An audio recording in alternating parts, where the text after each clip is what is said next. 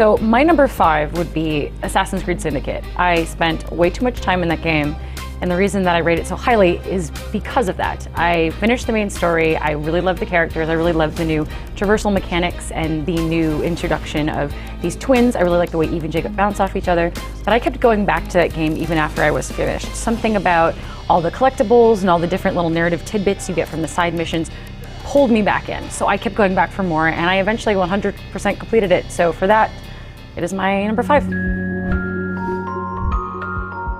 So my number 4 is Sybil. It's a small indie game made by Nina Freeman. She's working on Tacoma. She made a sort of, she made an autobiographical game about meeting a guy on the internet and falling in love with him, and then eventually meeting up with him in real life to do it. I was one of those really awkward kids that grew into her adolescence on the internet in chat rooms and typing out stupid things and connecting with these people online, because where I lived, there weren't a lot of people that I really connect with, that I really identified with. So I sort of learned how to socialize on the internet, and I really identified with it. And I think the game is short, but it does it it tells its message in a really powerful way.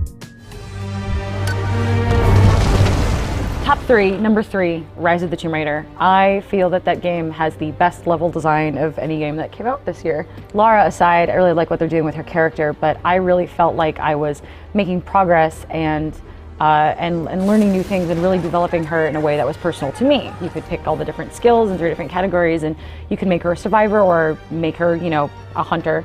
And I really liked customizing her, and I also think that the way that they designed those levels, the way that there's, like a shimmer of white on a ledge that you can climb up, or a tree that you can climb up, and the way that it gives you a lot in the environment to either craft a bomb or maybe go in running and gunning.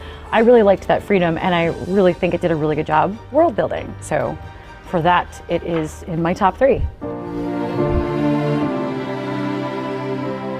Everybody's Going to the Rapture is a sad fucking game.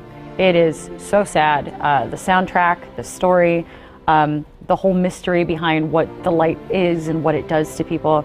And it struck me in a really powerful way. It's about, losing people, and not necessarily losing them to death, but losing them to, petty spats, and losing them to the way you grow apart, and, life is really weird and all that stuff. And I think that that game did a really good job of capturing that sentiment in a sort of supernatural, really interesting story.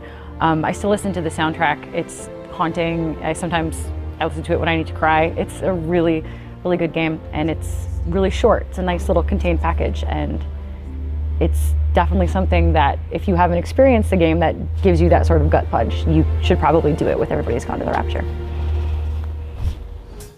So what's my favorite game of the year? All right, so I don't give a shit about Borderlands, but Tales from the Borderlands did it for me.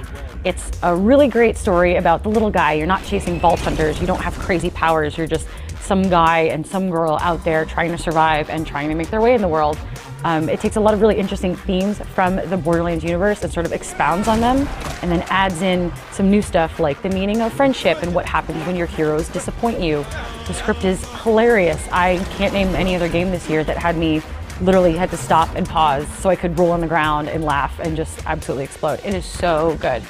And it's wrapped up in a way that like a TV show would be wrapped up, where you have like the episode and the cliffhanger, and they do that really well with their cliffhangers. Additionally, all those Borderlands games begin with that really big sort of musical intro sequence, and every episode has that. And in every episode, they just nail it.